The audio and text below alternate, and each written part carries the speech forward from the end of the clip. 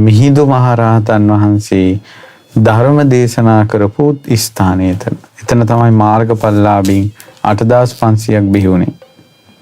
ඉස්සල්ලාම මිහිඳු මහරහතන් වහන්සේ බණ කියද්දි. ඒකට දළදා වහන්සේ අයිති වුණේ මිහිඳු මහරහතන් වහන්සේගේ දහම් හඬ පැතිරිච්ච තැනට. එහෙනම් දළදා වහන්සේ අයිති දහමට. ඇයි මේ ලෝකයාගේ සවම්පත් වලට යන්න කලින් ඒ උතුම් ශ්‍රී සද්ධර්මයේ ස්වරය ස්පර්ශ වෙන්නේ දළදා වහන්සේලා තුළ.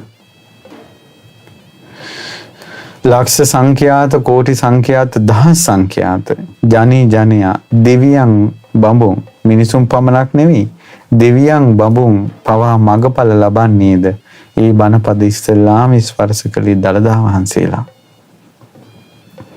ලෝකේ කෙලෙස් ගිනි නිවන රාග දේශ මොහ ගිනි නිවන ඒ උතුම් ධර්මයේ ස්පර්ශ වුණේ දළදා වහන්සේ තුළ. නිසා දළදා වහන්සේ තුළ කොච්චර දළදා වහන්සේ ළඟ ගුණ කියමින් වඳින්න පුදන්න කොච්චර අවස්ථාව තියෙනවද? දළදා වහන්සේ ළඟට ගිහිල්ලා දැන් සමහරවිට දළදා මාලිගාවට ගිහිල්ලා වැඳගෙන ඔහේ මිනිස්සු යනවා. ඒතර මිනිස්සුන්ට ඇත්තටම බලන්න තියෙන දෙයක් වගේ. ඒතර මොහොතක් අයිනකට වෙලා දළදා වහන්සේගේ අනන්ත ගුණ අනේ මේ ලෝකේ රාගේ යමෙක් දුරු කරගත්තා නම් රාගය දුරු කරන දහම ස්පර්ශුනේ දළදා වහන්සේ තුලයි. දළදා වහන්සේට নমස්කාර වේවා. මේ ලෝකයේ මිනිස්සු ද්වේෂ ගිනි නිවා ගත්තා නම් ඒ ධර්මයේ බුදුමුවෙන් පිට වෙනකොට ඉස්සල්ලාම ස්පර්ශුනේ දළදා වහන්සේ තුලයි. දළදා වහන්සේට নমස්කාර වේවා. මේ ලෝකේ මෝහය නැති කරන ඒ උතුම් ධර්මයේ බුදුමුවෙන් පිට වෙද්දී ඉස්සල්ලාම ස්පර්ශුනේ දළදා වහන්සේ තුලයි.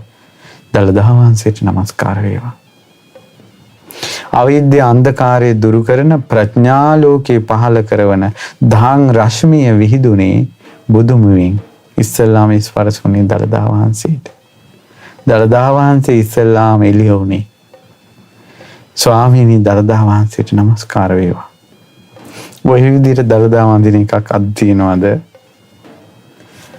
අද එහෙම දළදා වෙන්දිලා ලස්සනට බුදුගුණ බුද්ධ චරිතය සිහි කරලා එදා පස්වග භික්ෂුන් වහන්සේලාට ධම්මචක්කපවර්තන සූත්‍ර දේශනාව දේශනා කරද්දී හා පුරා කියලා සංගරුවන මේ ලෝකේ පහළ වෙද්දී මඟපල්ලාභීන් පහළ වෙද්දී ඒ මිහිරි ධර්මස්වරය ස්පර්ශ වුණේ දළදා වහන්සේගේ නෙව.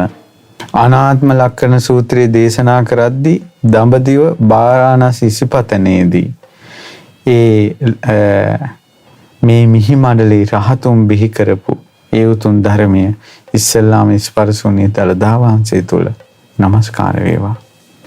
සුනීත සෝපාක ආදී අසරණයන් පටාචාරා ආදී අසරණියන් අඟුලිමාල ආදී සොරුන් දමනය වී ගෞතම බුදු සසුනේ ශාන්ත සංවර නිකලෙස් මුනිවරු බවට පත් වුණේ මේ මිහිරි ධර්මය නිසා.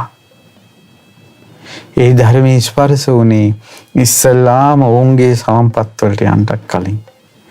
මේ පුදුමේ කියන්නේ මේ ලෝකයේ සිටින සියලුම පින්වන්ත 80 මහා ශ්‍රාවකයන්ගේ පිනත් අබිඹවා ගිහිල්ලා.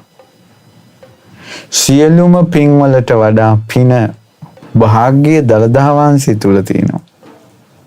මොකද මේ ලෝකයේ නිවන් දකින සියලු දෙනාගේම එක බණපදයකින් සෝවාන් වෙන සකදාගාමී වෙන අනාගාමී වෙන අරහත් වෙන පින් තියෙන මිනිස්සු තුල ඒ පින ඉස්මතු වෙන්න කලින් ඉස්සලාම බණපදයේ ස්පර්ශ වෙන්නේ දළදා වහන්සේගේ.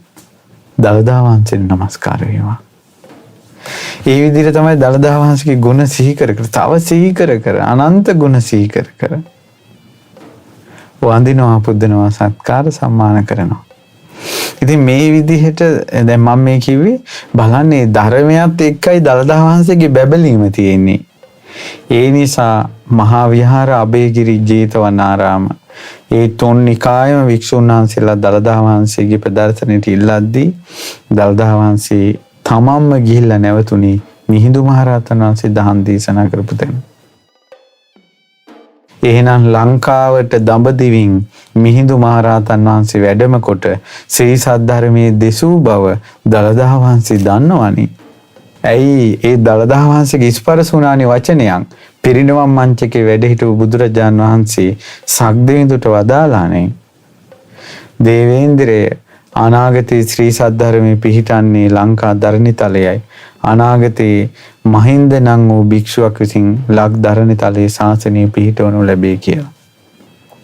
ඒ වචනේ දළදා වහන්සේගේ ස්පර්ශ වුණා. දළදා වහන්සේම මිහිඳු මහරහතන් වහන්සේගේ දහම් ස්වරයේ ගිය තැන නැවතුණා.